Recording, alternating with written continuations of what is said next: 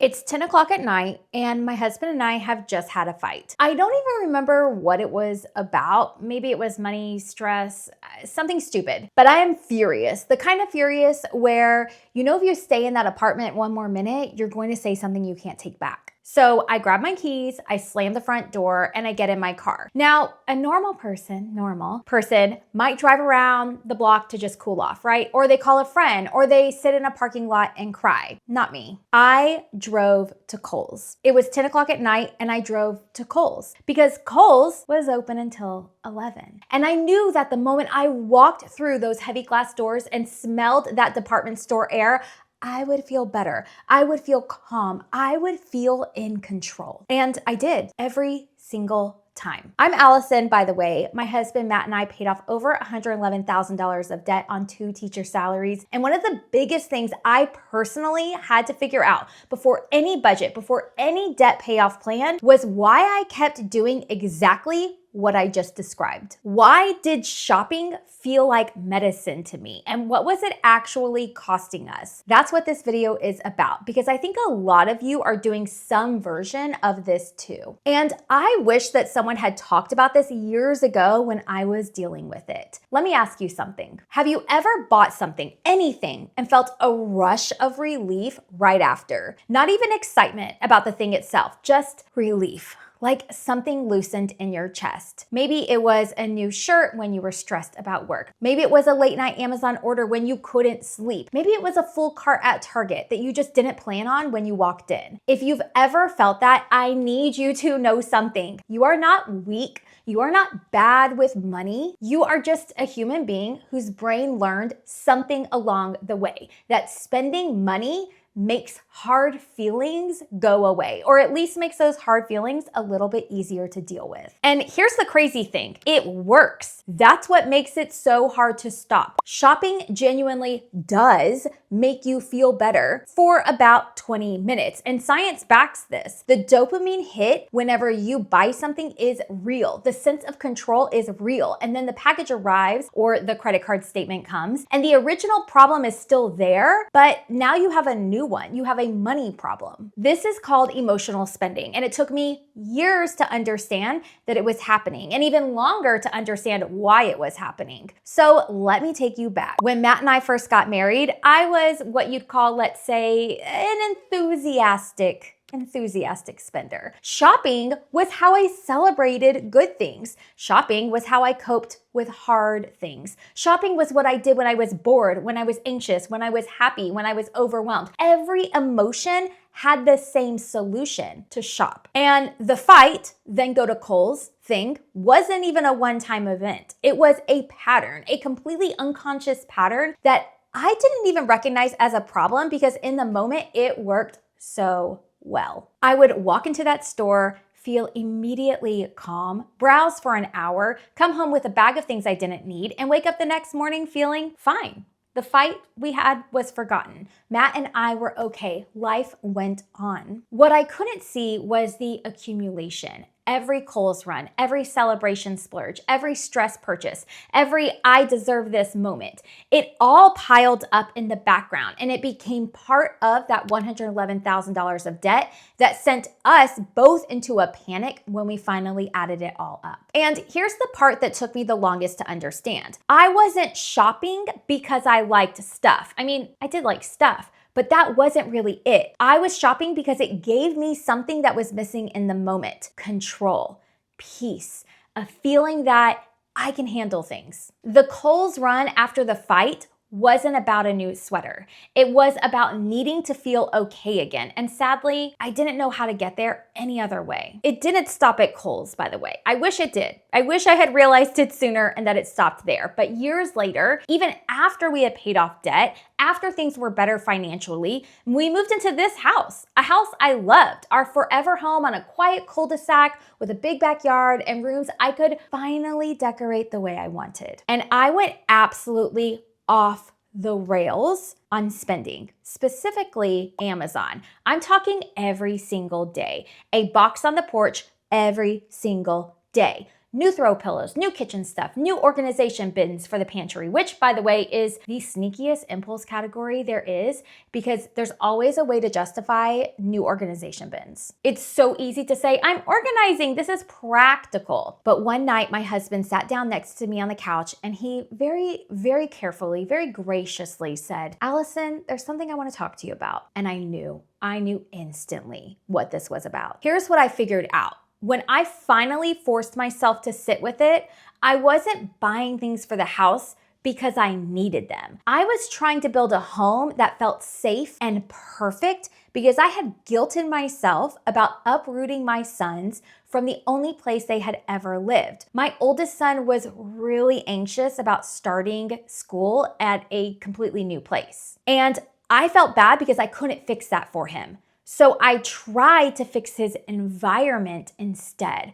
I was buying throw pillows to solve mom guilt. And it wasn't working because it never does. The real thing I needed to do was put down the phone, put away the computer, and just be present with my son. This is what impulse spending almost always is at its root. It is an attempt to solve an emotional problem with a financial solution. And the reason it never fully works is because emotions don't take Apple Pay. So what do you actually do about this? Because I don't want to just tell you a sad story and leave you there. Here's the framework that helped me and honestly still helps me because I want to be clear, I am not cured of this. I still get the urge to shop.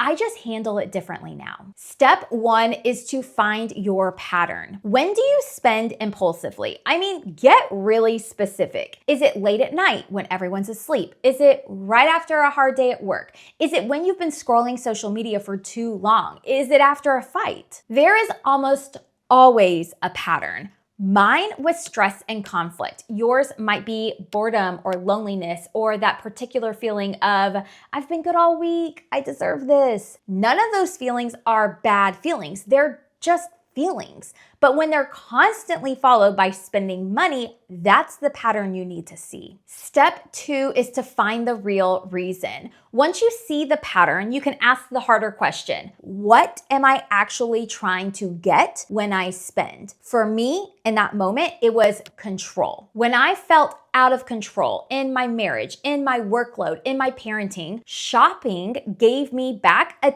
tiny sense of power. I could decide what went into the cart. I could make something happen. That feeling was real, even if the solution was fake. Your reason might be different. Maybe you're trying to add joy to a life that feels a little bit boring right now. Maybe you're trying to fill a loneliness that you haven't fully named yet. Maybe you're compensating for something you felt you missed out on growing up. These are big things and they deserve our attention. They don't deserve a shopping cart. Step 3 is to sit with the feeling before you swipe. My therapist gave me a question that I still use. This was years ago. When I am tempted to spend or just do anything impulsively, honestly, or even whenever I'm kind of like ruminating on something that's not good for me, she taught me to stop and ask, where are my feet planted? That's it. Where are your feet planted right now in this moment? Not in the imaginary fight you're still having in your head, not in the anxiety about what's coming next week. Right here, right now, what's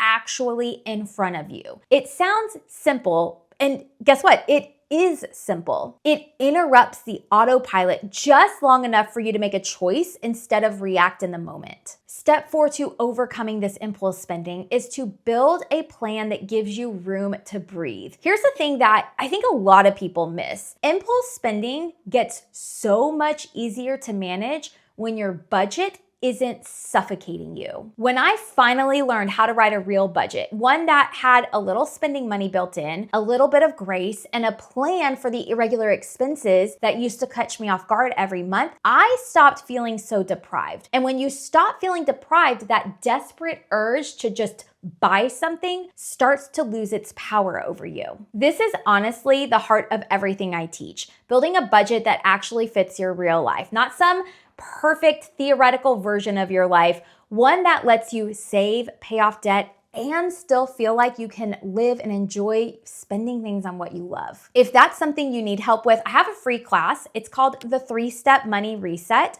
where I walk you through exactly how to do this. It's about 45 minutes. It's completely free, and it covers how to budget by paycheck, how to start saving even when it feels impossible, and how to make a plan that actually sticks. The link is down below in the description. Go sign up and I'll see you there. Now, one more thing before we end this video, because I know some of you are watching this and you're thinking, okay, but Allison, I've already messed up. I've already spent the money. The damage is done. What do I do now? So first and foremost, please don't shame yourself. I mean it. The spending you did in the past happened for a reason. It made sense to you at the time. Sitting here now and beating yourself up about it doesn't undo a single dollar. It just adds to the pain on top of the problem. What you can do, and what is actually effective, is to look at it honestly, add it up, see where you actually are, and then make a plan for that number, not for some ideal version of where you wish you were. If you have credit card debt, or savings you haven't been able to build up because of years of emotional spending, you are not the first person to sit with that number and feel overwhelmed. I've been there in a different way, and I can tell you the number stops feeling as scary the moment you have a plan. And that's exactly what the free class is built to give you.